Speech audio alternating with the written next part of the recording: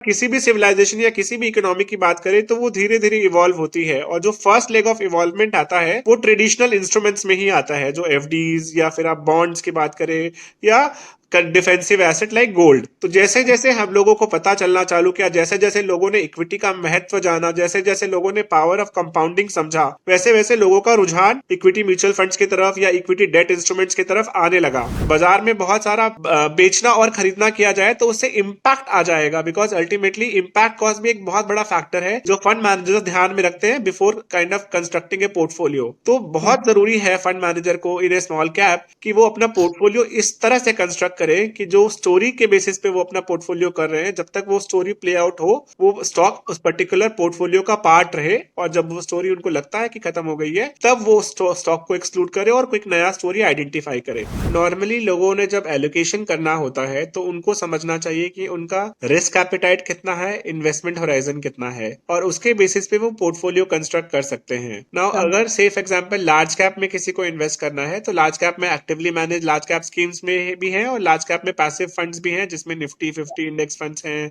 Sensex है या Nifty 100 है। तो इन्वेस्टर्स उसको अपनी समझदारी अपनी सुविधा के हिसाब से कंबाइन कर सकते हैं। अगर किसी इन्वेस्टर को ये नहीं चाहिए कि वो चूज करे कि कितना लार्ज कैप और कितना मिड कैप, और वो चाहता है कि कोई प्रोफेशनली मैनेज्ड ये डिसाइड करे एलोकेशन, तो एक और कैटेगरी है which is large and mid cap, जहां minimum some exposure is towards large cap and mid cap, and accordingly market fund manager अपने कॉल्स के हिसाब से, अपने व्यू के हिसाब से एलोकेशन करता है between large cap and mid cap. तो जब आपको लगता है कि आपके गोल की जो तारीख है वो नजदीक आ गई है, अब आपको किसी भी समय पैसे की जरूरत पड़ सकती है, तो आप अपना पैसा इक्विटी से फिक्स्ड इनकम में या तो स्विच कर सकते हैं, या फिर आप सिस्टमैटिक विड्रॉल प्लान या सिस्टमैटिक स्विच कर सकते हैं, जिसमें आप अपना पैसा धीरे धीरे इक्विटी से फिक्स्ड इनकम की तरफ ले जा सकते हैं। जो इक्विटी मार्केट है ना, वो सबसे बड़ा टीचर है which says that everything moves back to average. You just need to you just need to be patient, right? So that is the normal philosophy of life also. Ups and downs will keep on happening. You just have to stay calm and do what you are supposed to do.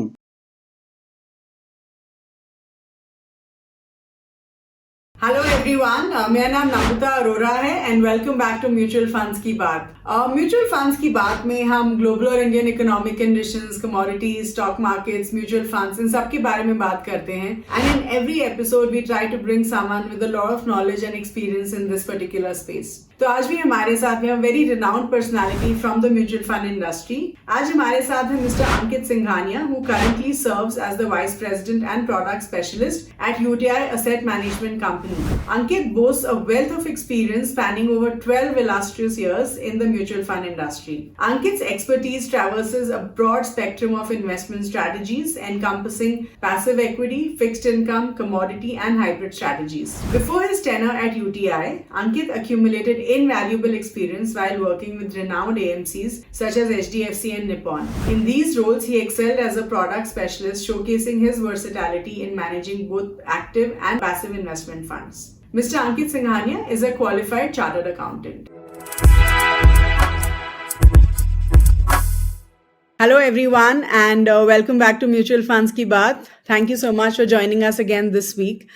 जैसे आप सबको पता है कि mutual funds की बात में हम हर हफ्ते एक इंटरेस्टिंग स्पीकर को लेके आते हैं who comes with a lot of knowledge and experience in equities and mutual funds. तो आज भी हमारे साथ we have someone very special who is going to answer all our questions. Today we have with us Ankit Singhania. He's the product specialist with UTI Mutual Fund. Hi Ankit and welcome to Mutual Funds Ki Baat. Hi Namrata. Hi everyone.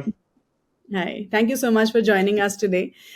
So Ankit, let's get started with the questions. We have a list of about 12-13 questions lined up for you. And I'm sure our viewers are going to really enjoy watching this particular episode. तो I think सबसे पहला सवाल मेरा आपके लिए ये है कि जीडीपी जो होता है वो एक बहुत इंपॉर्टेंट इंडिकेटर होता है that tells us the growth of any country. India का जो जीडीपी है it grow to about 7.8% on an annual basis in the April to June quarter, जहाँ पे रॉयटर्स पोल का फोकास था कि हम 7.7% ग्रो करेंगे, which means we beaten the forecast. And उसके प्रीवियस क्वार्टर में इट वाज अबाउट 6.1%. तो जब हम ये सारे नंबर्स देखते हैं तो what do you think is the key message that you want to give to our investors, और इसका इम्पैक्ट इंडियन इक्विटीज पे क्या हो सकता है? नम्रता, बेसिकली आपने मुझसे सवाल नहीं पूछा, आपने मुझे जवाब दिया है. राइट, क्योंकि हमने देखा है कि कैसे मार्केट के एक्सपेक्टेशन को बीट किया है जीडीपी ग्रोथ ने, जो एक बहुत बड़ा इंडिकेटर है मार्केट का। अब हमें ये समझना पड़ेगा बहुत ही संक्षेप तरीके से कि रीजन क्या है जहां से मार्केट अपना सपोर्ट ले रहा है। राइट। Yeah. सो जो मैं तीन रीजन अगर आपको आइडेंटिफाई करके बताऊं, जो तीन रीजन है जिससे मार्केट सपोर्ट ले रहा है, जहां पे मार्केट में लोगों का विश्वास बना हुआ है, वो है healthy macro economic variable. Because अगर आप देखें in terms of balance of payment, in terms of our foreign reserves, in terms of the growth, in terms of GST collection, हर इंडिकेटर पे हमारा स्ट्रेंथ आ रहा है मार्केट का, और इससे मार्केट को जो ग्रोथ आप देख रहे हैं वो मिल रहा है। जो दूसरा इंडिकेटर, जो दूसरा फैक्टर मैं जो बात कर रहा था उस पर अगर आते हैं, तो सुपीरियर ग्रोथ। अगर अब जीएसटी ग्रोथ ज्यादा है तो इसका मतलब इंडस्ट्रियल प्रोडक्शन भी ज्यादा है। तो अगर आप प्रोडक्शन के नंबर देखें, अगर आप शिपिंग के नंबर देखें, आप सर्विस सेक्टर के सेल्स के नंबर देखें, तो सब में आपको ग्रोथ नजर आ रहा है। तो ये एक बहुत बड़ा फैक्टर है जिससे मार्केट अपना सपोर्ट ले रहा है। और जो तीसरा बहुत इंपॉर्टेंट फैक्टर है जो अब हमें समझना पड़ेगा कि ये जो हमारी इकोनॉमी हो गई है, ये सेल्फ ड्रिवन हो गई है, ये एक्सटर्नल फैक्टर से अभी उतना इम्पैक्ट नहीं होती है। राइट। तो Yes. अगर कुल मिला के इन तीनों चीजों को कंबाइन करके देखें तो मार्केट अभी एक बहुत ही अच्छे पोजीशन पे है, लोगों का विश्वास है। इनफैक्ट अगर आप देखें तो फॉरेन इन्वेस्टर्स को भी काफी अच्छा लग रहा है ये market this point of time Yeah. पे। और इसीलिए अगर आप देखें कंटिन्यूअसली हम लोगों को ग्रोथ दिख रहा है मार्केट में across market cap segment. Sure. So which means news are positive, which means as equity markets also हमें positive growth दिखेगा in the future. Can correct. we expect that? Okay, fair enough. Okay, so I think let's talk a little bit about what our parents have been investing in most of their life. हमारे parents का जो go to investment strategy होता था कि आप fixed deposits में डाल दीजिए, and that was what most retail investors did a few decades back. I myself remember जब मैंने काम करना शुरू किया था about 15 years back, I was told by my father, कि बेटा प्लीज एफडी शुरू कर दो। इंटरेस्टिंगली देखा जाए तो एफडीज ने बहुत अच्छे रिटर्न्स भी दिए थे in the 90s, and rightly so, शायद उनका इसीलिए इन्वेस्टमेंट्स या फोकस एफडी पे ज्यादा होता था। PPF gave about 12% return till early 2000s, but of course 2004 के बाद वी सीन दैट शिफ्ट। तो आपके ओपिनियन में क्या जो म्यूचुअल फंड्स हैं वो एफडीज को रिप्लेस कर सकते हैं for the next generation? Do you think as investors अब हम म्यूचुअल फंड्स पे फोकस कर सकते हैं, that could be a go to investment instead of fixed deposits? Namrata, इसका जवाब मैं आपको दो भाग में देना चाहूंगा। अगर हम पहली भाग की बात करें तो जब चाहे वो आज हो या कल था, जो तीन पैरामीटर्स इन्वेस्टर्स देखते थे अपने इन्वेस्टमेंट के लिए, वो था सेफ्टी, सिक्योरिटी और लिक्विडिटी। और ये हमेशा से है, since from the early ages of civilisation, जहां पे सिर्फ गोल्ड यूज होता था। राइट। तो जो हमारे पेरेंट्स वाली जनरेशन की अगर हम बात करें तो उनको लगता था कि एफडी ये तीनों क्राइटेरिया उनकी मीट कर रही है। ये एफडीज मोस्टली बैंक्स में होते थे, उनको लगता था ये सेफ गार्ड है, बिकॉज अल्टीमेटली ये गवर्नमेंट रेगुलेटेड है, तो गवर्नमेंट गारंटी है, सेफ्टी है, सिक्योरिटी है और लिक्विडिटी भी है कि जब भी हम चाहे तो हम अपने वो पैसे निकाल सकते हैं। ज्यादा से ज्यादा ये हो सकता है कि हम हमें प्री मेच्योर जो चार्जेस है वो शायद लगेंगे एफडी में, बट लिक्विडिटी का कोई इशू नहीं था। तो जो जो ये तीन पैरामीटर्स को पूरा कर पा रहे थे एफडी, इसीलिए एफडी बहुत ही पॉपुलर था। दूसरा एक ये रीजन था कि बाकी फाइनेंशियल इंस्ट्रूमेंट्स के बारे में लोगों को उतना पता नहीं था। राइट। Sure. और हमारी इकोनॉमी भी उस बात पे थी जहां हम लोग डेवलप कर रहे थे बाकी इंस्ट्रूमेंट्स को लेके। सो अगर किसी भी सिविलाइजेशन या किसी भी इकोनॉमी की बात करें तो वो धीरे धीरे इवॉल्व होती है, और जो फर्स्ट लेग ऑफ इवॉल्वमेंट आता है वो ट्रेडिशनल इंस्ट्रूमेंट्स में ही आता है, जो एफडीज या फिर आप बॉन्ड्स की बात करें या defensive asset like gold. Right. तो जैसे जैसे हम लोगों को पता चलना चालू किया, जैसे जैसे लोगों ने इक्विटी का महत्व जाना, जैसे जैसे लोगों ने पावर ऑफ कंपाउंडिंग समझा, वैसे वैसे लोगों का रुझान इक्विटी म्यूचुअल फंड्स की तरफ या इक्विटी डेट इंस्ट्रूमेंट्स की तरफ आने लगा। ना दूसरा, इसमें एमफी ने एक बहुत बड़ा रोल प्ले किया है, जहां पे लोगों को बताया है कि म्यूचुअल फंड्स भी पूरी तरह से रेगुलेटेड है सेबी की तरफ, सेबी से, और ये पूरी तरह से आपका पैसा लिक्विड है, आपका पैसा सेफ है, सब कुछ में सावधानी बरता जाता है। म्यूचुअल फंड में जो एसेट मैनेजर्स हैं वो पूरा ध्यान रखते हैं कि आपके इन्वेस्टमेंट को बाजार के हिसाब से रिटर्न्स जनरेट करवा पाए। तो जब ये म्यूचुअल फंड सही है कैंपेन आपने सुना होगा, और इसका एक्चुअली लोगों को फायदा मिला है, लोगों ने समझा है म्यूचुअल फंड को।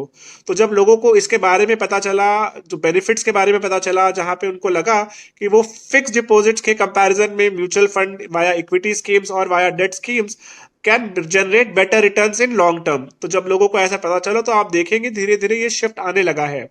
अगर आप हम अभी की बात करें तो अभी हमारे पेरेंट्स भी हमसे पूछते हैं कि आप बताओ कि कौन से म्यूचुअल फंड में इन्वेस्ट करना है। अभी हमसे कोई ये नहीं पूछता कि कौन से बैंक में एफडी करना है।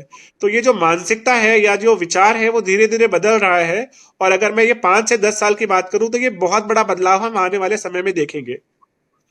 So you think that as investors, we are ready for mutual funds, and we are ready for the shift, basically. So rather than saying only mutual funds, what I say is कि we are ready as investors for evolved financial instruments, not only to traditional instruments.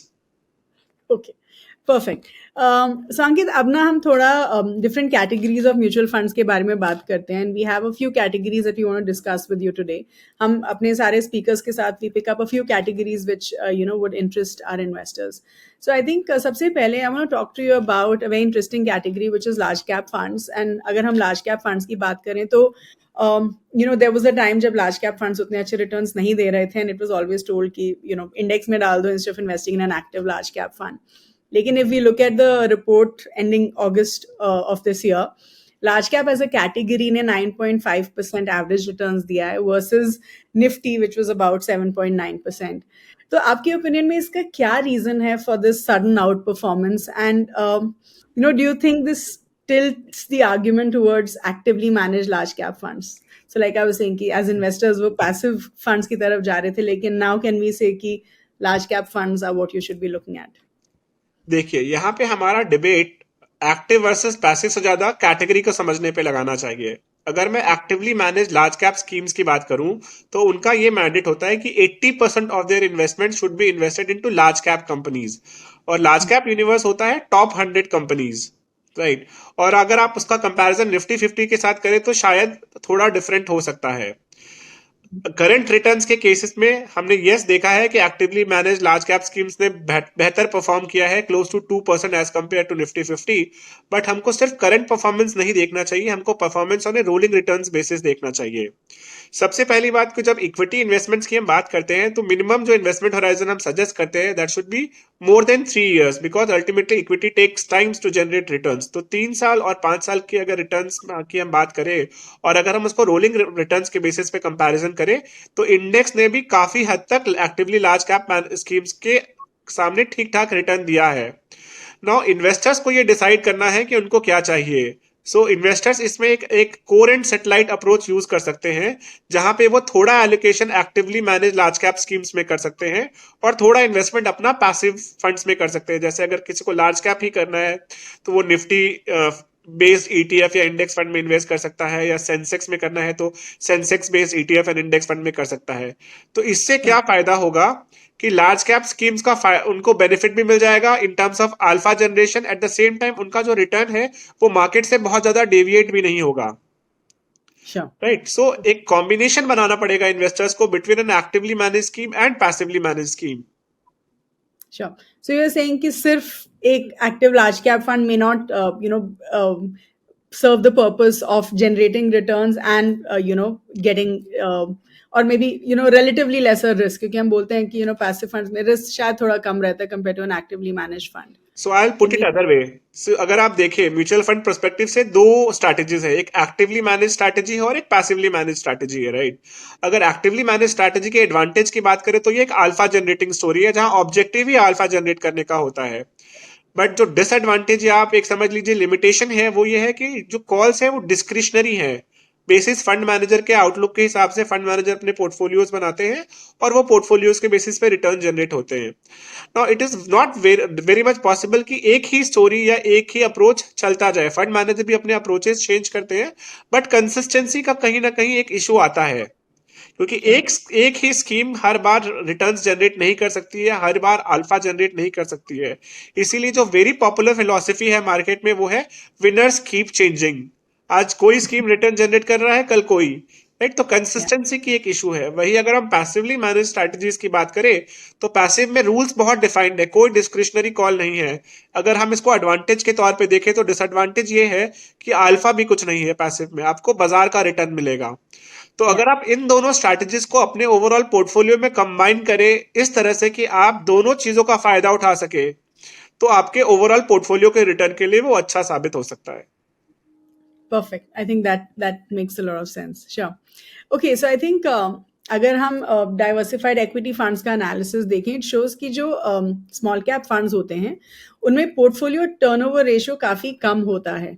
And a portfolio turnover ratio for our viewers is basically, how often the fund manager is buying and selling the assets held by the fund.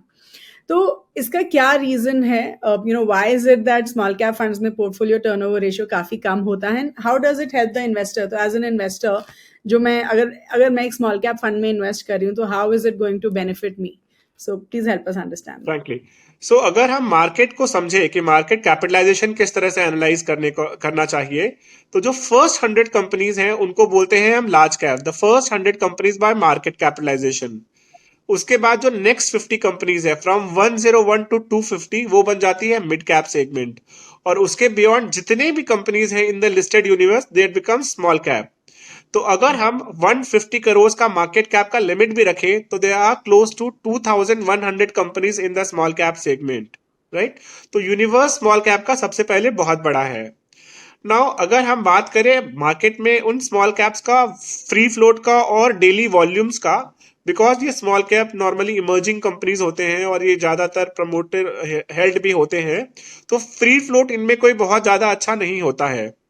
Story बहुत अच्छी है, business बहुत emerging है, but हो सकता है कि उसमें फ्री फ्लोट ना हो. तो अगर फंड मैनेजर्स बहुत ज्यादा पोर्टफोलियो चर्न करेंगे, सबसे पहले बात, जब स्मॉल कैप्स में फंड मैनेजर अपना पोर्टफोलियो कंस्ट्रक्ट करते हैं, वो बहुत एक्टिव रिसर्च के बात करते हैं और वो आइडेंटिफाई करते हैं उन कंपनीज में जिनमें पोटेंशियल है एज इमर्जिंग बिजनेस, और जो बिजनेस लीडर्स हैं या फॉर दैट मैटर जिनका बिजनेस में स्कोप है, जिनके नंबर्स हेल्दी हैं, जिनका डेट टू इक्विटी रेशियो सही है, उन सारी कंपनीज में. तो मोस्टली ऑब्जेक्टिव होता है to identify companies with stronger growth prospects as well as healthy balance sheet. तो ये सारी कंपनीज नॉर्मली ऐसे भी स्टैब्लिश्ड होती हैं इन द स्मॉल कैप सेगमेंट. तो बहुत ज्यादा अगर चर्निंग किया जाए, तो अगर बहुत बाजार में बहुत सारा बेचना और खरीदना किया जाए, तो उससे इम्पैक्ट आ जाएगा, बिकॉज अल्टीमेटली इम्पैक्ट कॉस्ट भी एक बहुत बड़ा फैक्टर है जो फंड मैनेजर्स ध्यान में रखते हैं before kind of constructing A portfolio. तो बहुत जरूरी है फंड मैनेजर को इन ए स्मॉल कैप कि वो अपना पोर्टफोलियो इस तरह से कंस्ट्रक्ट करे कि जो स्टोरी के बेसिस पे वो अपना पोर्टफोलियो कर रहे हैं, जब तक वो स्टोरी प्ले आउट हो, वो स्टॉक उस पर्टिकुलर पोर्टफोलियो का पार्ट रहे, और जब वो स्टोरी उनको लगता है कि खत्म हो गई है, तब वो स्टॉक को एक्सक्लूड करे और कोई नया स्टोरी आइडेंटिफाई करे. तो इसमें अननेसेसरी चर्निंग सिर्फ बाजार में फंड के लिए इम्पैक्ट कॉस्ट क्रिएट करेगा, और वो इम्पैक्ट कॉस्ट अल्टीमेटली स्कीम के अंदर ही जाएगा और इन्वेस्टर्स के रिटर्न को इम्पैक्ट करेगा. इसीलिए स्मॉल कैप में फंड मैनेजर्स, इसलिए अगर आप देखें स्मॉल कैप में फंड मैनेजर्स बहुत ही स्ट्रैटेजिकली कॉल लेते हैं in terms of managing the overall portfolio turnover ratio. So as an investor, मुझे क्या करना चाहिए, और how is it indicating something to me as an investor? So अगर आप देखें एज एन इन्वेस्टर, हम लोगों को देखिए कोई भी तरह का कोई मापदंड नहीं है, कोई बेंचमार्क नहीं है. हर फंड मैनेजर का अपना एक अलग तरीका है, अलग स्टाइल है, अलग अप्रोच है. लेकिन एक लो पोर्टफोलियो टर्नओवर रेशियो दिखाता है कि फंड मैनेजर का कन्विक्शन कितना है उस पोर्टफोलियो को लेके, राइट? क्योंकि बहुत अननेसेसरली चर्निंग हो सकता है फंड के लिए इम्पैक्ट क्रिएट कर दे, बट कभी कभी हमने देखा है कि फंड्स जिनका पोर्टफोलियो टर्नओवर रेशियो बहुत ज्यादा है, उनका रिटर्न्स भी काफी ज्यादा है, बिकॉज वो मार्केट के हिसाब से अपना पोर्टफोलियो चर्न कर रहे हैं. सो बेसिकली ऐसा कोई सेट पैरामीटर या सेट बेंचमार्क नहीं है कि लो पोर्टफोलियो टर्नओवर रेट है तो फंड अच्छा है, या हाई पोर्टफोलियो टर्नओवर रेट है तो बहुत अच्छा रिटर्न एक्सपेक्टेड है. बट इसमें इन्वेस्टर को खाली पोर्टफोलियो टर्नओवर रेशियो ना देख के ओवरऑल पोर्टफोलियो देखे, अदर पैरामीटर्स देखे, शार्प रेशियो देखे, पोर्टफोलियो का कंस्ट्रक्शन देखे, सेक्टर एलोकेशन देखे, कितना बड़ा टेल है वो देखे, पोर्टफोलियो को ओवरऑल साइज क्या है वो देखे. ये सब चीजों को ध्यान में रख के इन्वेस्टर्स को इन्वेस्ट करना चाहिए in any small cap. All right. Okay. Fair enough. So I think one category that now I want to discuss about, क्योंकि ये category बहुत famous है, बहुत सारे investors इस category में invest करना चाहते हैं, which is the multi-asset allocation funds. तो firstly tell us कि अगर मैं एक first time investor हूँ, तो क्या मेरे लिए ये category अच्छी है? And also अगर मेरे पास दो multi-asset allocation funds हैं, how do I differentiate between the two? Right? तो मैं कैसे select करूँ the right multi-asset allocation fund for myself? Ma'am, इसके लिए हम लोगों को थोड़ा बैकग्राउंड में जाके ये समझना पड़ेगा कि मल्टी एसेट की जरूरत आखिर में क्यों है और मल्टी एसेट है क्या। तो Sure. अगर हम देखें इन्वेस्टेबल यूनिवर्स में, तो तीन ब्रॉड एसेट क्लासेस हैं जिनमें नॉर्मली इन्वेस्टमेंट होता है। Investable asset classes which is equity, fixed income and commodity. Commodity space में भी largely precious commodity which is gold. अब तीनों एसेट क्लासेस की अगर हम बात करें, इक्विटी, फिक्स्ड इनकम और गोल्ड, तो इन तीनों एसेट क्लासेस के अपने अपने एडवांटेजेस हैं, अपने अपने डिसएडवांटेजेस हैं। जैसे अगर मैं एक एक की बात करूं, तो इक्विटी का सबसे बड़ा एडवांटेज क्या है कि इक्विटी ही एक ऐसा एसेट क्लास है जो आपको लॉन्ग टर्म में वेल्थ जनरेट करके दे सकता है, which is a Correct. wealth generating asset class. But the problem with equity is that it comes with volatility, क्योंकि inherent nature है equity का volatile, right? So volatility आती है और जिससे investors को थोड़ा तकलीफ होता है जब भी markets में volatility आती है। तो advantage है कि ये wealth generating asset है, disadvantage है कि इसमें volatility थोड़ा ज्यादा होता है। Now अगर हम fixed income की बात करें, तो fixed income का advantage क्या है कि इसके returns more or less stable होते हैं, right? Volatility बहुत ज्यादा नहीं है। But the problem or the challenge that fixed income face is that fixed income at times fails to beat inflation. Real Yeah. Terms में आप कुछ नहीं कमा पाते हैं, राइट। वैसे ही अगर हम गोल्ड की बात करें, तो गोल्ड का डिसएडवांटेज क्या है कि कमोडिटी के साइकिल्स कभी कभी बहुत लंबे होते हैं, लेकिन गोल्ड का जो सबसे बड़ा एडवांटेज है, इनफैक्ट दो तीन एडवांटेज है गोल्ड के, कि गोल्ड आपका हेज है against inflation in long term.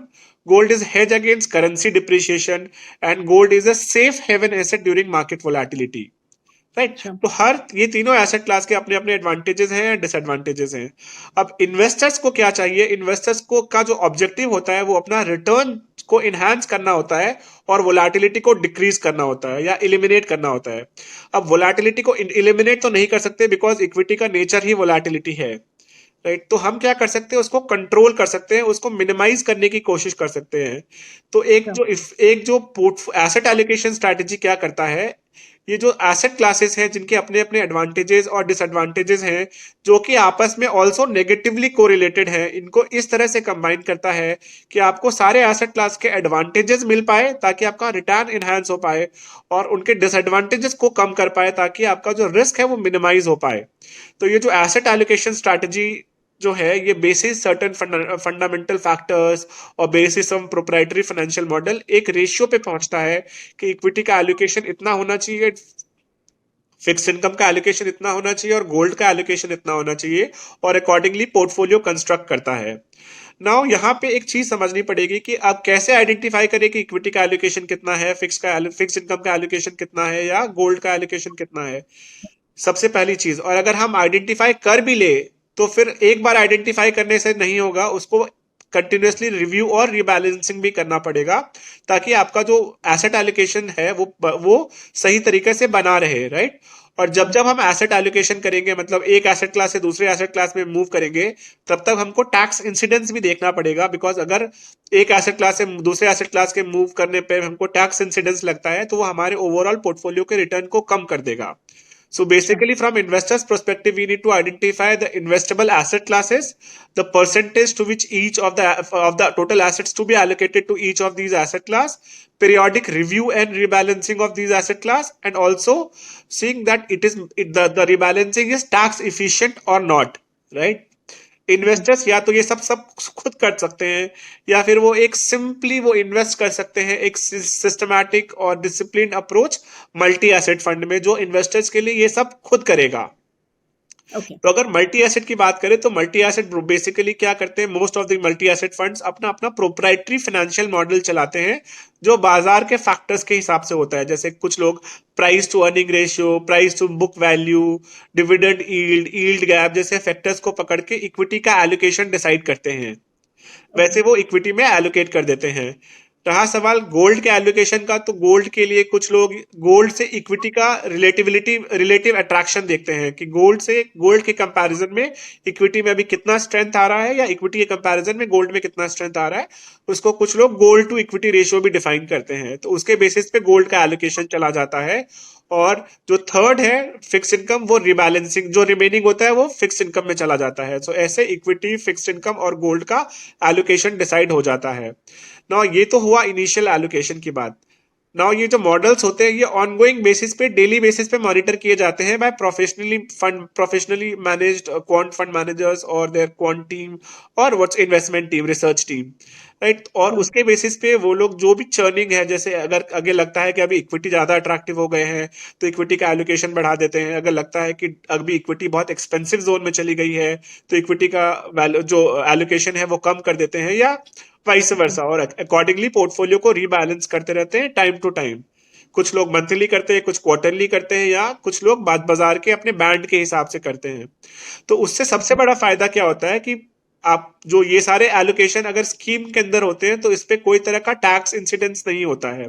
सो जो बेनिफिट, जो जो चैलेंजेस मैं आपको बता रहा था for an effective asset allocation strategy, वही आके आपके लिए एडवांटेज बन जाते हैं इन मल्टी एसेट। सबसे फर्स्ट, जो फंड मैनेजर है वो डिसाइड करता है कि इन्वेस्टेबल एसेट क्लास जैसे इक्विटी, फिक्स्ड इनकम और गोल्ड वो आपके लिए डिसाइड कर देते हैं, बिकॉज उनके पास रिसर्च का सपोर्ट होता है, उनके पास कंपनीज का सपोर्ट होता है, तो वो उनके पास ज्यादा अच्छे से इंफॉर्मेशन लेके वो एसेट क्लास डिसाइड कर सकते हैं। दूसरा, क्योंकि वो प्रोप्राइटरी फाइनेंशियल मॉडल की हेल्प लेते हैं जो कि बाजार के फैक्टर्स के हिसाब से डिसाइड होता है, तो वो एलोकेशन भी कुछ हद तक सही डिसाइड कर पाते हैं बिटवीन इक्विटी, फिक्स्ड इनकम और कमोडिटी, गोल्ड, राइट। रिव्यू और रिबैलेंसिंग के लिए वही पोर्टफोलियो मैनेजर उसी प्रोप्राइटरी फाइनेंशियल मॉडल का यूज करके उसको मॉनिटर करके रिव्यू और रिबैलेंस करते रहते हैं। और क्योंकि म्यूचुअल फंड एग्जेम्प्ट है टैक्सेशन के लिए, इसलिए जो भी एलोकेशन होते रहता है between asset class is all tax free, right. तो जो मल्टी एसेट फंड आपको कंपोजिट मिलता है is a combination of all these three asset class managed in an effective manner in line with the market dynamics. और जो एक दूसरा बड़ा एडवांटेज है मल्टी एसेट का वो ये है कि सभी most of these multi asset funds try to maintain the equity taxation, which is कि वो इक्विटी का एक्सपोजर 65% से ऊपर रखते हैं। सो और इक्विटी का टैक्सेशन में हमको मालूम ही है ये बेनिफिट है कि up to 1 year 15% special taxes है, 15%, and more than 1 year 10% above 1 long lakh. Term capital gains, वहां पे भी 1 लाख रुपए का एग्जेम्पशन है, राइट। तो multi asset as a strategy आपको देता है one stop solution across all your investment needs across asset classes, that too in a simple, cost effective and tax efficient manner. Perfect. So you think कि as a first time investor मेरे portfolio में multi asset allocation fund हो सकता है? So Yes, it's a good strategy to have. Because as a first time investor लोगों को shock नहीं चाहिए बाजार का, वोलेटिलिटी से सच में बात की जाए तो लोगों को डर लगता है और लगना भी चाहिए, राइट। तो मल्टी एसेट में क्या होता है, फिक्स्ड इनकम और गोल्ड का जो कंपोनेंट है वो इक्विटी के शॉक को एब्जॉर्ब करता है, कोशिश करता है शॉक को एब्जॉर्ब करने की। एट द सेम टाइम जो इक्विटी एलोकेशन है वो रिटर्न को इनहैंस करने की कोशिश करता है। जो इन्वेस्टर का ऑब्जेक्टिव होता है रिटर्न को इनहैंस करना और रिस्क को मिनिमाइज करना, ये दोनों इसमें किया जा सकता है। Okay, very nice. Okay. So I think the next question is again coming back to what we discussed about passive funds. करीब एक सर्वे शोज कि करीब 61% of existing mutual fund investors उन्होंने कम से कम एक पैसिव फंड में ज़रूर इन्वेस्टमेंट किया है। तो जो इंडेक्स फंड्स होते हैं are they suitable for first time investors and seasoned investors? And जब हम एज एन इन्वेस्टर एक पैसिव फंड को देख रहे हैं, जनरली पैसिव फंड ना सिर्फ लार्ज कैप सेगमेंट में देखे जाते हैं, can we also look at mid cap and small cap segment for passive funds? Frankly अगर आप पैसिव फंड्स की बात करें, पैसिव इक्विटी फंड्स की, तो ये तीन कैटेगरी के पैसिव इक्विटी फंड्स होते हैं। एक होते हैं market cap based passive funds और market cap based equity funds, जैसे निफ्टी 50, जहां पे निफ्टी 50 मार्केट कैप के बेसिस पे चुना जाता है, या सेंसेक्स या निफ्टी 100 या निफ्टी नेक्स्ट 50, जहां पे मार्केट कैप एक क्राइटेरिया होता है स्टॉक को सिलेक्शन करने का, इंडेक्स को कंस्ट्रक्ट करने का। तो ये एक कैटेगरी है। तो अगर किसी को बाजार में या मार्केट में एक्सपोजर लेना है तो मार्केट कैप बेस्ड फंड बहुत सूटेबल हैं। स्पेशली फर्स्ट टाइम इन्वेस्टर्स के लिए भी ये बहुत सूटेबल है, बिकॉज इससे उनको मार्केट का एक फ्लेवर मिल जाता है, मार्केट का एक एक्सपीरियंस मिल जाता है। और जो दूसरा एडवांटेज है इंडेक्स फंड का कि ये लो कॉस्ट होते हैं, तो रिटर्न्स के प्रोस्पेक्टिव से भी इन्वेस्टर के लिए सही बैठता है। और जो मैं कैटेगरी की बात कर रहा था, फर्स्ट कैटेगरी मैंने बताया मार्केट कैप बेस्ड कैटेगरी। जो सेकंड कैटेगरी है वो बेसिकली सेक्टोरल थीमेटिक कैटेगरी है। जैसे अगर किसी को बैंक में एक्सपोजर लेना है तो निफ्टी बैंक इंडेक्स, अगर किसी को आईटी में एक्सपोजर लेना है तो निफ्टी आईटी इंडेक्स, अगर किसी को फार्मा में लेना है तो फार्मा इंडेक्स। तो अल्टीमेटली लोग अपना सेक्टोरल कॉल भी टैक्टिकली ले सकते हैं वाया दीज इंडेक्स फंड्स। तो बेसिकली जो सीजन इन्वेस्टर्स हैं जो अपना स्ट्रैटेजी प्ले आउट करते हैं into different sectors and themes according to market dynamics, वो भी इन इंडेक्स फंड्स को कंसिडर कर सकते हैं in second category of index fund को। और इनमें भी as compare to actively manage large cap scheme expense काफी ज्यादा कम होती है, राइट। तो इन्वेस्टर्स इस सेकंड कैटेगरी को भी यूज कर सकते हैं। जो थर्ड कैटेगरी है इक्विटी पैसिव फंड्स में या इंडेक्स फंड्स में, वो बेसिकली है स्मार्ट बीटा इंडेक्स फंड। ये शब्द शायद थोड़ा नया है सुनने में, पर एक्चुअली बहुत ही इवॉल्व है। अगर मैं स्मार्ट बीटा की बात करूं तो बेसिकली ये एक हाइब्रिड है between an actively manage scheme and passively manage scheme. ये हाइब्रिड कैसे है कि जो इंडेक्स का कंस्ट्रक्शन है वो इस तरह से बनाया जाता है कि वो बाजार के किसी एक फैक्टर को पकड़ के बनाया जाता है या फैक्टर को कंसिडर करके बनाया जाता है। जैसे अगर मैं एग्जांपल दूं तो एक मोमेंटम एक फैक्टर को लेके निफ्टी 200 मोमेंटम 30 एक इंडेक्स है और उस पे बेस्ड कुछ इंडेक्स फंड्स हैं। तो ये जो अप्रोच है ये क्या करता है कि निफ्टी 200 कंपनीज में से 30 कंपनीज विद हाईएस्ट मोमेंटम को लेके पोर्टफोलियो या इंडेक्स कंस्ट्रक्ट करता है और इंडेक्स फंड उसी को रेप्लिकेट करता है। तो जो इसका सबसे बड़ा एडवांटेज ये है कि इसका ऑब्जेक्टिव होता है पेरेंट इंडेक्स को आउट परफॉर्म करना। तो अगर मैं निफ्टी 200 मोमेंटम 30 की बात करूं तो इसका पेरेंट इंडेक्स है निफ्टी 200 और ऑब्जेक्टिव भी इसका होता है कि मैं निफ्टी 200 को ये निफ्टी 200 को आउट परफॉर्म करे। तो अगर मैं आपको 5 ईयर रोलिंग रिटर्न्स एनालिसिस करके बताऊं, जो कि ये इंडेक्स अवेलेबल है फ्रॉम 1 अप्रैल 2005, तो 1 अप्रैल 2005 से लेके अगर मैं अगस्त तक की बात करूं क्लोज टू 19 ईयर्स, जहां पे 5 ईयर रोलिंग रिटर्न्स के बेसिस पे भी क्लोज टू 3500 ऑब्जर्वेशंस आते हैं, तो उनमें 98% टाइम इसने निफ्टी 200 को आउट परफॉर्म किया है, राइट। तो इसमें क्या है, दोनों ऑब्जेक्टिव आपके पूरे हो गए। एक तो डिसिप्लिन इन्वेस्टमेंट अप्रोच है बिकॉज रूल्स डिफाइन है इंडेक्स कंस्ट्रक्शन के, तो वो आपका पैसिवली मैनेज स्ट्रैटेजीज का बेनिफिट ले लिया, और अल्फा जनरेटिंग स्टोरी भी है ओवर द पेरेंट इंडेक्स, तो वो एक्टिवली मैनेज स्ट्रैटेजी का बेनिफिट आ गया। तो ये स्मार्ट बीटा इंडेक्स फंड्स भी आजकल बाजार में काफी पॉपुलर हो गए हैं और लोगों ने काफी सही तरह से इसमें इन्वेस्ट करने का शुरुआत की है। फ्रैंकली अगर मैं बात करूं तो जैसे कुछ एक स्ट्रैटेजीज जो बहुत पॉपुलर हो गई हैं वो मोमेंटम है, निफ्टी 200 मोमेंटम 30, फिर लो वोलेटिलिटी एक स्ट्रैटेजी है जो कि बाजार में काफी पॉपुलर हो गई है, इक्वल वेट एक स्ट्रैटेजी है जहां पे निफ्टी 50 में इक्वल वेट असाइन किया जाता है सबसे सारे स्टॉक्स को, वो भी एक स्मार्ट बीटा स्ट्रैटेजी है।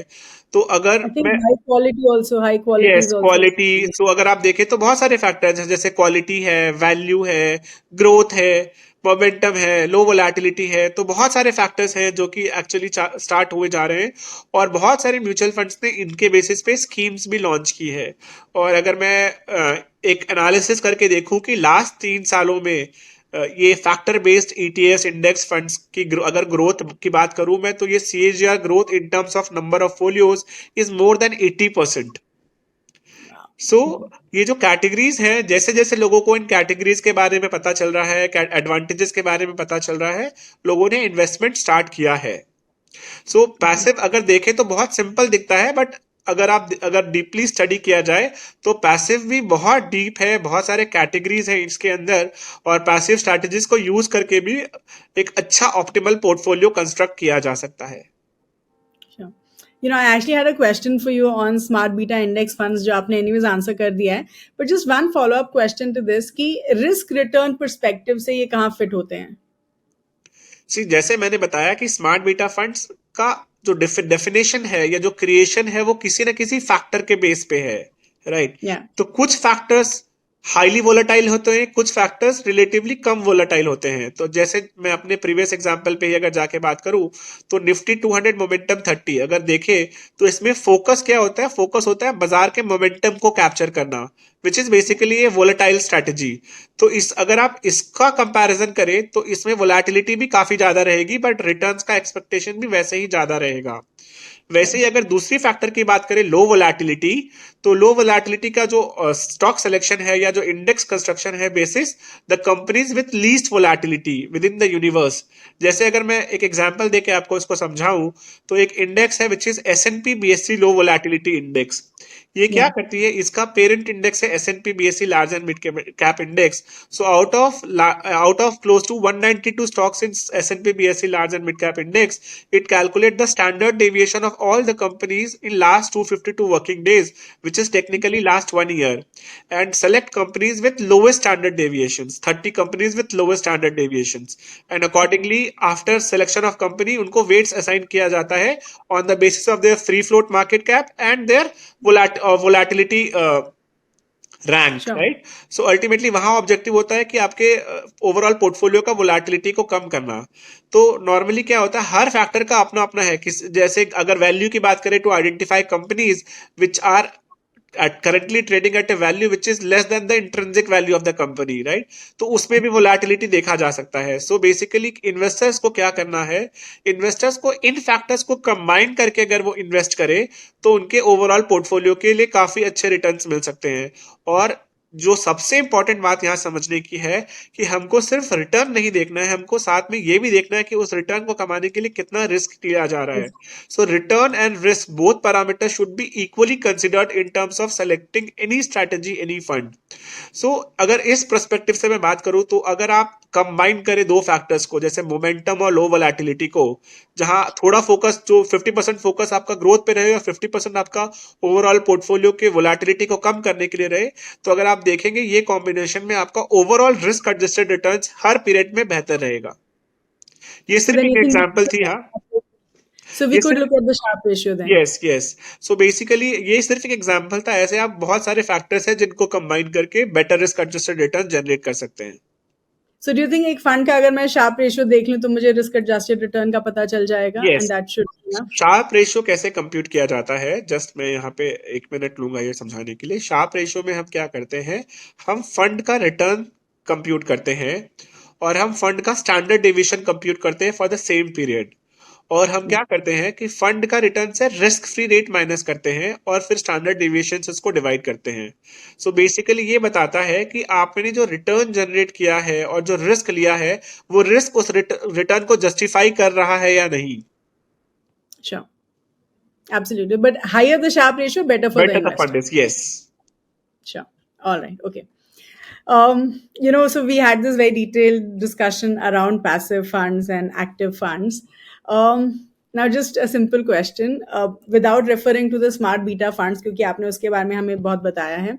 अगर मैं एक सिंपल पैसिव फंड को देखूं, से निफ्टी 50 इंडेक्स फंड, या फिर मैं एक नॉर्मल एक्टिव फंड को देखूं, एज एन इन्वेस्टर मैं इन दोनों फंड्स को कैसे सेलेक्ट कर सकती हूँ एंड एक आइडियल मिक्स क्या होना चाहिए मेरे पोर्टफोलियो में? लाइक यू सेड कि आप इनको मिक्स कर सकते हैं, हाइब्रिड स्ट्रैटेजी वर्क्स बेटर, कि आप थोड़ा एक्टिवली मैनेज फंड में डाल दीजिए, थोड़ा इंडेक्स फंड में। तो what's an ideal mix and how do I select the same? Frankly ideal mix her investors के लिए अलग अलग हो सकता है, इसका कोई सेट बेंचमार्क नहीं है। नॉर्मली लोगों ने जब एलोकेशन करना होता है तो उनको समझना चाहिए कि उनका रिस्क एपेटाइट कितना है, इन्वेस्टमेंट होराइजन कितना है, और उसके बेसिस पे वो पोर्टफोलियो कंस्ट्रक्ट कर सकते हैं। नाउ अगर सेफ एग्जांपल लार्ज कैप में किसी को इन्वेस्ट करना है, तो लार्ज कैप में actively manage large cap schemes में भी हैं और लार्ज कैप में पैसिव फंड्स भी हैं, जिसमें निफ्टी 50 इंडेक्स फंड्स हैं, सेंसेक्स है या निफ्टी 100 है। तो इन्वेस्टर्स उसको अपनी समझदारी, अपनी सुविधा के हिसाब से कंबाइन कर सकते हैं। आइडियल एलोकेशन होता है अगर 20 to 25% ऑफ पैसिव में डाले। वैसे ये पूरा डिपेंड करता है इन्वेस्टर टू इन्वेस्टर पे, बट एक जनरल अगर बात की जाए तो 20 to 25% अगर आप एलोकेशन करें पैसिव फंड्स में या मार्केट में बेसिकली, तो जो आपका ओवरऑल रिटर्न रहेगा वो मार्केट से बहुत ज्यादा डेविएटेड नहीं रहेगा। Okay, fair enough, which is okay. All right, so I think now I want to move on to another question, which is not related to a category as such, लेकिन I think थोड़ा investment strategies की बात करते हैं as an investor। तो ऐसी कौन सी म्यूचुअल फंड कैटेगरीज हैं जो फर्स्ट टाइम इन्वेस्टर्स और सीजन इन्वेस्टर्स के पोर्टफोलियो में हो सकती हैं? So we have so many categories, तो बेसिकली हेल्प अस अंडरस्टैंड कि ये ऑल सीजन फंड्स कौन से हो सकते हैं और हम सैटेलाइट पोर्टफोलियो कैसे कंस्ट्रक्ट कर सकते हैं। बेसिकली अगर आप देखें तो जो सेबी की कैटेगराइजेशन के बाद ये सारे कैटेगरीज बहुत ही क्लियर हैं।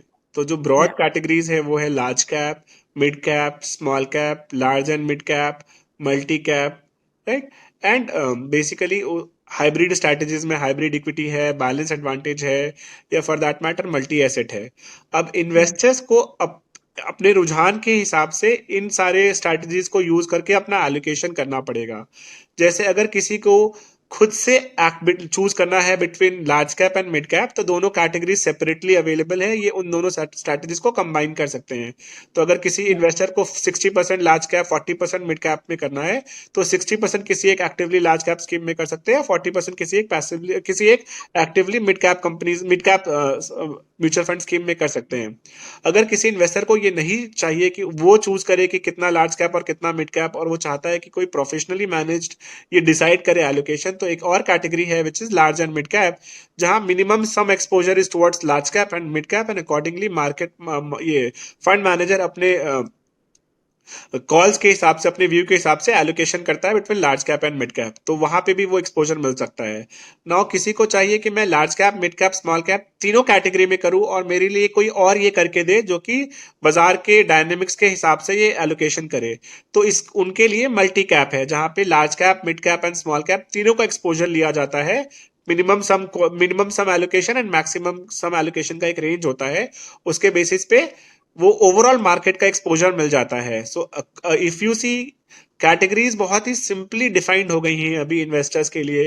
इसमें कोई कंफ्यूजन नहीं रहा है कि कौन सी कैटेगरी क्या कर रही है, बिकॉज रूल्स डिफाइन हो गए हैं, और रूल्स सारे प्लेयर्स के लिए सेम हैं। For that matter, all the actively managed large cap schemes have to invest minimum 80% in large cap companies only. That is the rule.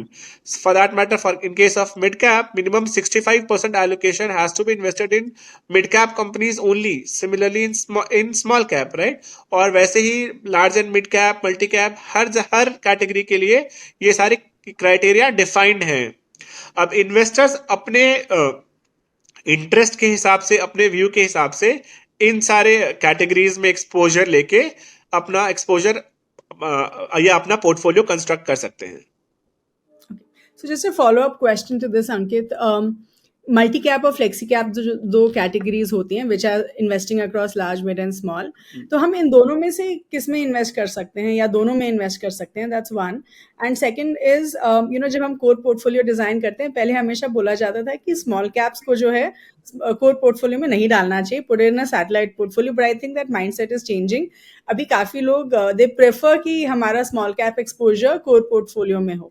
What is your take on both these things? तो अगर ये दो categories की हम बात करें which is multi cap and flexi cap, तो अगर आप नाम देखें तो नाम देख के ही इनमें समझ में आता है कि मल्टी कैप मतलब इसमें सम एलोकेशन रहेगा to each market cap which is large cap, mid cap and small cap. So basically अगर आप मल्टी कैप में एक्सपोजर लेते हैं तो आपको इन तीनों कैटेगरीज में डिफाइंड एक्सपोजर मिल ही जाएगा, और आपको वो पूरा का पूरा 500 का या पूरा का पूरा मार्केट एक्सपोजर मिल जाएगा। और अगर हम बात करें फ्लेक्सी कैप की, तो फ्लेक्सी कैप में इन्वेस्ट जो फंड मैनेजर है वो अपने व्यू के हिसाब से, अपने जानकारी के हिसाब से, अपने रिसर्च के हिसाब से आइडेंटिफाई करेगा कि उसको कितना एलोकेशन कितना में देना है। इसमें allocation can be between 0 to whatsoever, right? 0 to 100 kind of allocation can also be possible in case of flexi, because name itself suggests that there is a flexibility given to fund manager in terms of deciding what allocation to what market cap, right. So अगर किसी को चाहिए कि मुझे हर market cap में मौजूद रहना है या मुझे हर मार्केट कैप का एक्सपोजर चाहिए, तो उनके लिए मल्टी कैप अच्छा है। और अगर किन्हीं इन्वेस्टर्स को ये चाहिए कि बाजार के डायनेमिक्स के हिसाब से उनका allocation between large cap, mid cap and small cap change होता रहे, तो उनके लिए फ्लेक्सी कैप एक अच्छी स्ट्रैटेजी देखी जा सकती है। Fair enough. Okay. And how about the small cap question? So frankly अगर मैं स्मॉल कैप की बात करूं तो अल्टीमेटली जैसा मैंने आपको बताया कि हम लोगों को सिर्फ रिटर्न नहीं देखना चाहिए, हमको साथ में रिस्क भी देखना चाहिए। और ओवरऑल बात करें तो रिस्क एडजस्टेड रिटर्न जो सबसे बड़ा पैरामीटर है इन्वेस्टर्स के लिए, वो कंसीडर किया जाना चाहिए। Now with small caps if you see, risk adjusted ratio या सारपे रेशियो बहुत ज्यादा अट्रैक्टिव नहीं बैठता है। रिटर्न पोटेंशियल काफी ज्यादा है पर साथ में वोलेटिलिटी भी काफी ज्यादा है, as compare to mid caps and large caps. Now again ये क्वेश्चन वहीं पे बॉयल डाउन होती है कि इन्वेस्टर अपने रिस्क प्रोफाइल के हिसाब से डिसाइड कर सकते हैं कि उनको कितना स्मॉल कैप का एक्सपोजर चाहिए. Understood. Fair enough. Okay. So now, Ankit, another question is कि अगर हम मिड कैप या मिड कैप सेगमेंट देखें, मार्केट सेगमेंट देखें, क्या कोई ऐसा मेथड है फॉर मी टू डिटर्मिन कि जो मिड कैप सेगमेंट है वो ओवर वैल्यूड है या अंडर वैल्यूड है, and how does how do I pick a mid cap fund for myself, and can you help us understand ऐसे कोई matrix या इंडिकेटर्स होते हैं जो हमें डिसाइड करने में मदद करते हैं कि मार्केट वैल्यूएशन अभी कैसा है, और इज इट जस्ट आप मार्केट पीई देख लीजिए and you are sorted? How does it work? Frankly कोई भी एक पर्टिकुलर पैरामीटर नहीं डिसाइड कर सकता है कि मार्केट कैसा है. इसको रिलेटिविटी टर्म्स में सब कुछ के साथ देखना पड़ेगा, specially with respect to mid caps, because mid caps में सबसे इंपॉर्टेंट बात जो है वो ये देखने की है कि मिड कैप में वोलेटिलिटी काफी ज्यादा है as compare to large caps. अब ये वोलेटिलिटी कैसे आती है? Because mid cap companies are also emerging companies, right? So they are mostly high on debt equity ratio. The financial leverage is high. For that matter, उनका जो growth का जो consistency है शायद वो उतना अच्छा नहीं है. इसी कारण से मिड कैप में वोलेटिलिटी नजर आती है. तो मिड कैप में ये बहुत जरूरी है कि हम आइडेंटिफाई करें quality mid cap companies for investment. जो कि मैंने आपको जो मैंने आपको पहले भी गाइडिंग प्रिंसिपल बताया कि इन्वेस्टर्स का गाइडिंग प्रिंसिपल क्या होता है? अपना रिटर्न इनहैंस करना और रिस्क को मिनिमाइज करना. वो तभी किया जा सकता है जब आप क्वालिटी कंपनीज में इन्वेस्ट करें, specially in case of mid cap segment. तो अगर मिड कैप्स की बात करें तो मिड कैप्स में नॉर्मली जो फैक्टर्स कंसिडर करने की होती है बेसिकली वो आप देख सकते हैं कि रिटर्न ऑन इक्विटी कितनी है, secondly debt to equity ratio कितना है, अर्निंग्स ग्रोथ वेरिएबिलिटी कितनी है, 5 to 6 years का कंपैरिजन करके आप देख सकते हैं. और उसके बेसिस पे आप जो कंपनीज ये तीनों फैक्टर्स को क्वालिफाई कर रही है या कॉम्बिनेशन ऑफ दीज फैक्टर्स को क्वालिफाई कर रही है उनमें इन्वेस्ट कर सकते हैं.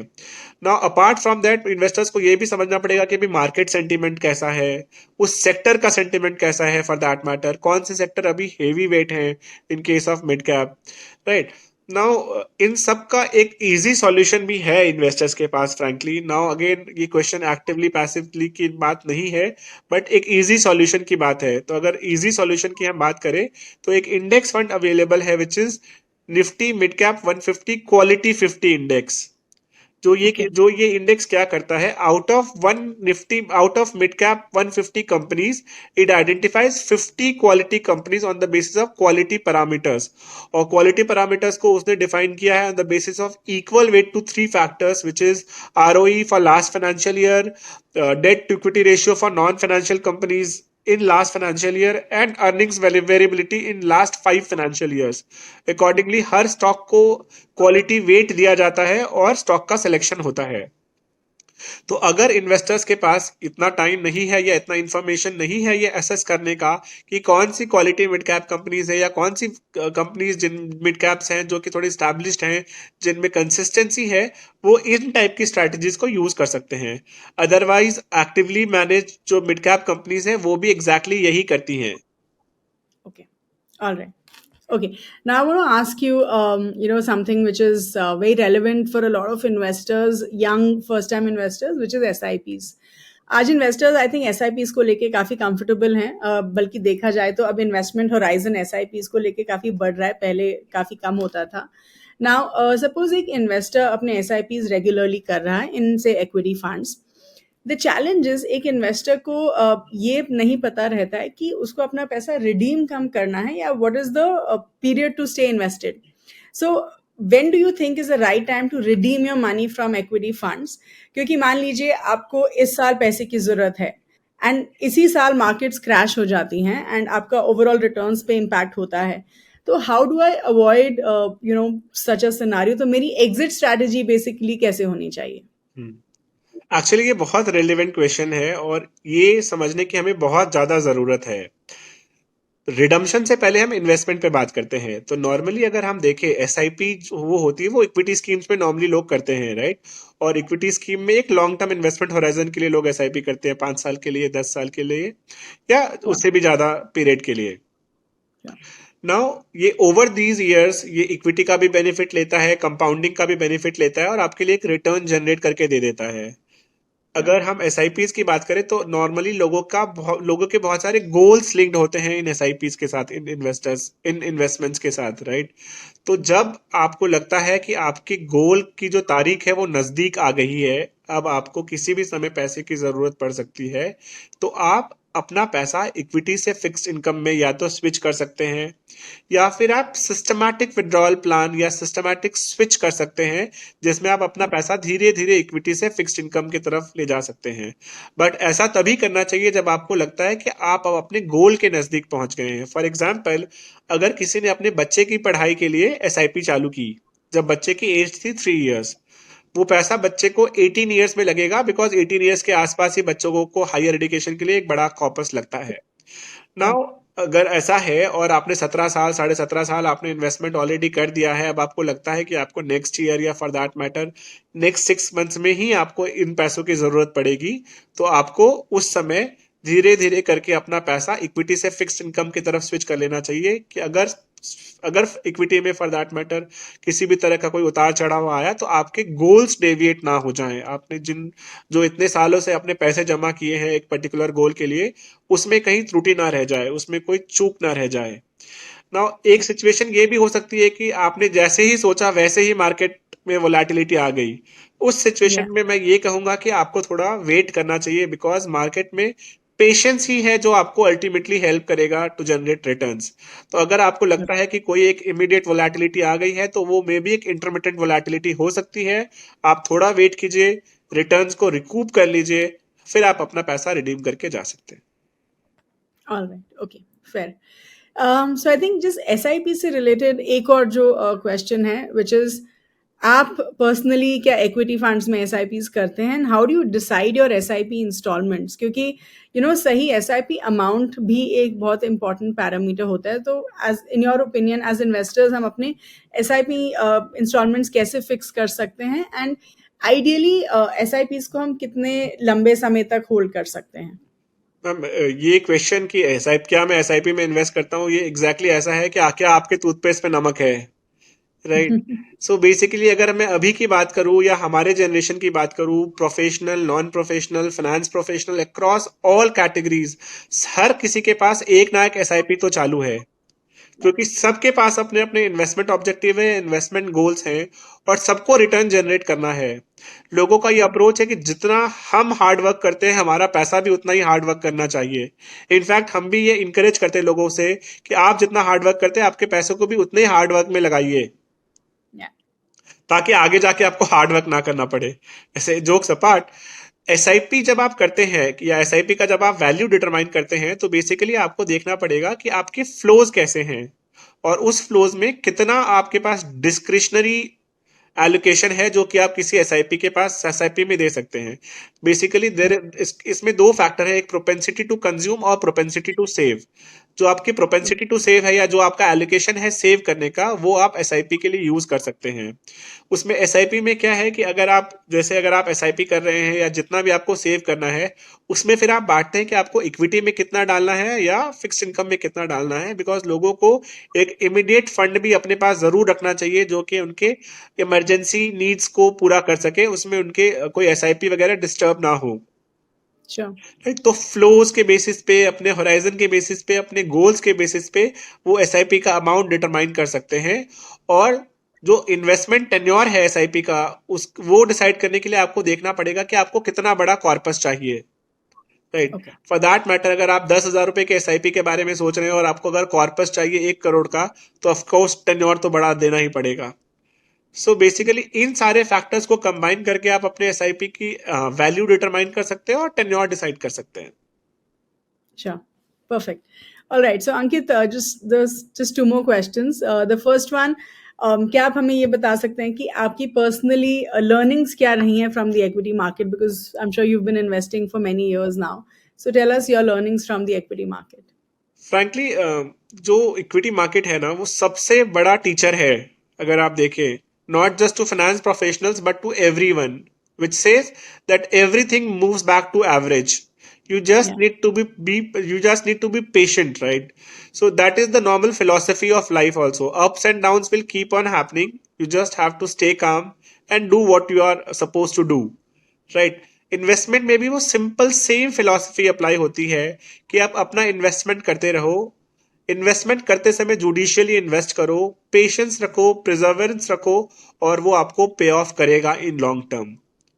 सो ये जो अप्स एंड डाउन्स है, न्यूज है, साउंड है, रूमर्स है, that will keep on happening. कभी रशिया यूक्रेन होगा, कभी इलेक्शंस आएंगे, कभी कोरोना होगा, कुछ ये सारे events, geopolitical events, macro economic events, that will keep on happening. But growth तो जरूर आएगी.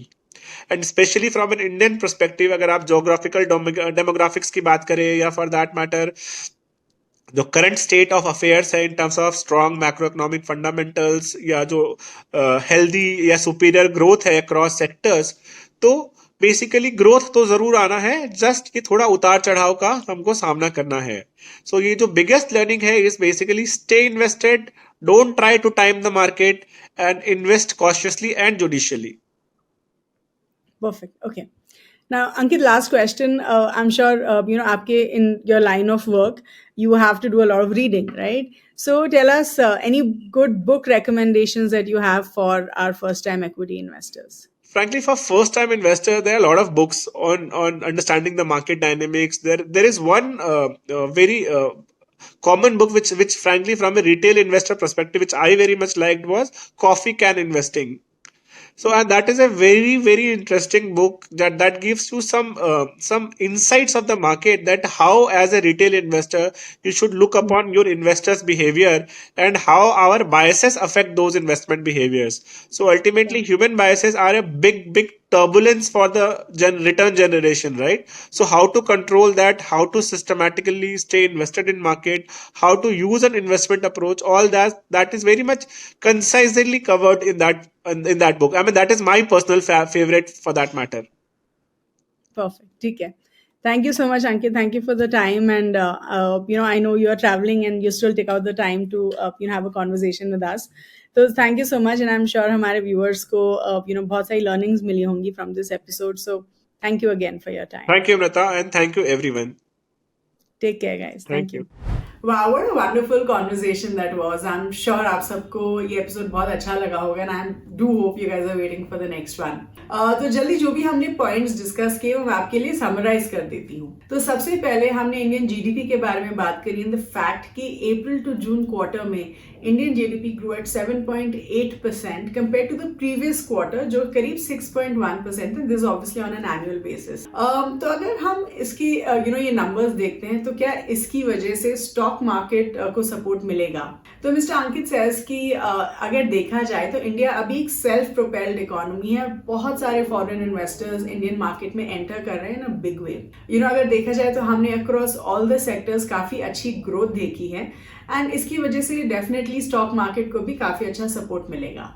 Then we spoke about something very interesting.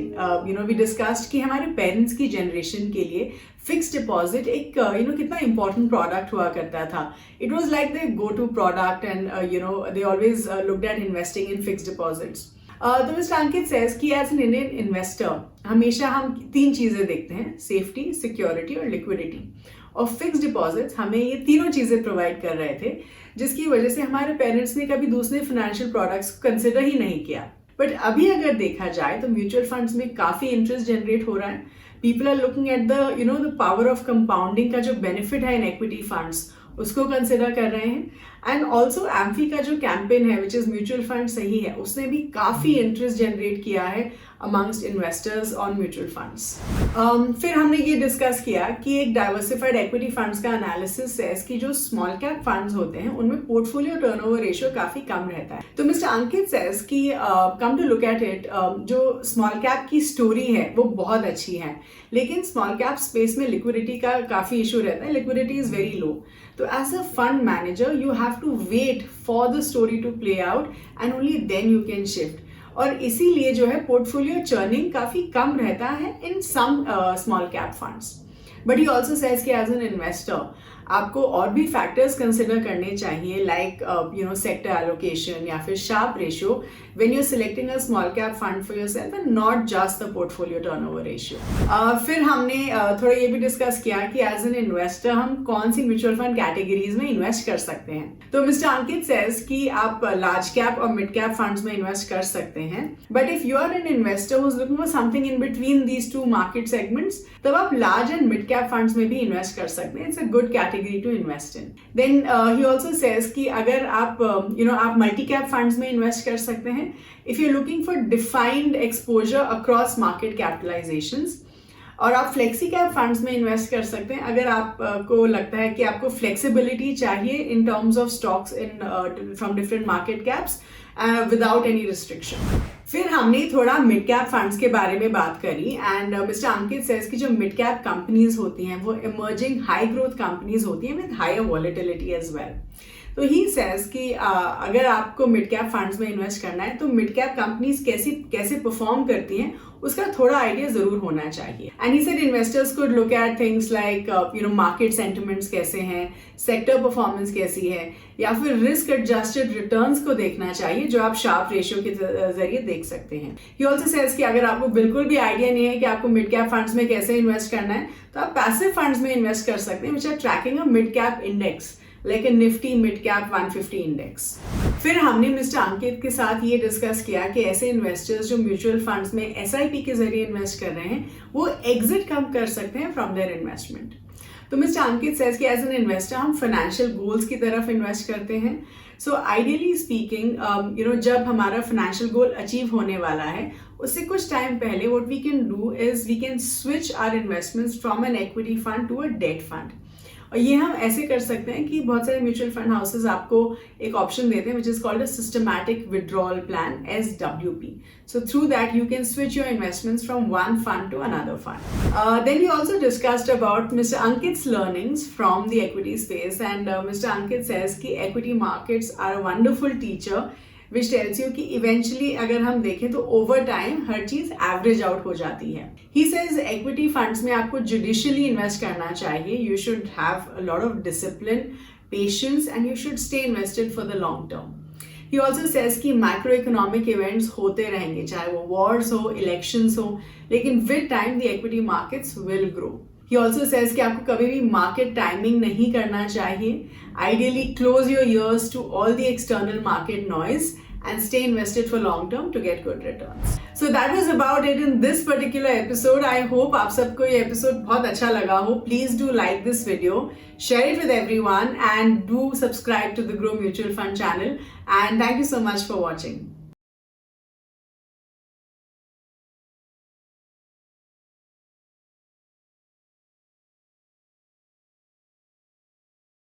Mutual fund investments are subject to market risks. Read all scheme-related documents carefully.